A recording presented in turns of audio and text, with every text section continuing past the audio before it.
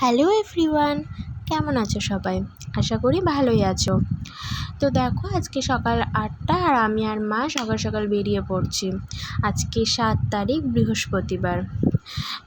আজকে মা আর আমি যাচ্ছি দক্ষিণেশ্বরে। আমাদের এখান থেকে দক্ষিণেশ্বর মাত্র আধ ঘন্টার রাস্তা, তাই আমরা বেশি তাড়াহুড়ো করছি না। আজকে আমি আর মা দক্ষিণেশ্বরে যাচ্ছি, তার মেন কারণ হচ্ছে মা গঙ্গা স্নান করবে।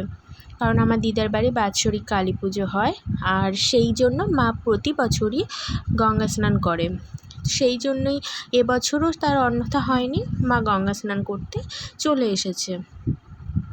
তো দেখো, আমরা অলরেডি দক্ষিণেশ্বরে পৌঁছে গিয়েছি।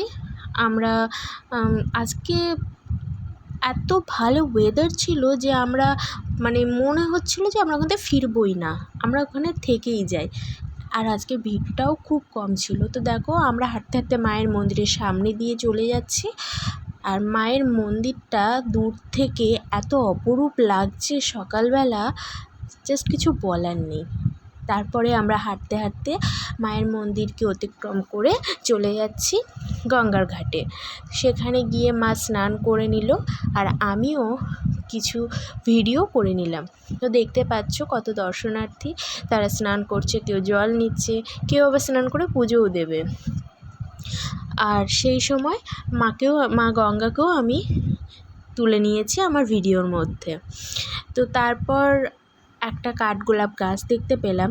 সেখানে এত ভালো লাগছিল ফুলগুলো ফুটে থাকতে দেখে আমি আর লোভ সামলাতে না পেরে সেখানেরও ভিডিও করে নিলাম। জানি না তোমরা কতটা বুঝতে পারছো।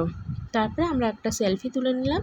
আসার পথে মা রানী রাসমণির একটা ফটো তুলে নিয়েছিলাম, তাকে প্রণামও করে নিলাম।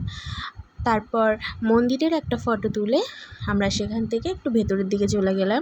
এখানে সবাই পুজোর নানা রকম জিনিসপত্র বিক্রি করছিল, শিব ঠাকুর, তারপরে শাঁখা পলা, বাসনপত্র ইত্যাদি ইত্যাদি। এবং এখান থেকে মা একটা চন্দন কাঠও কিনেছিল।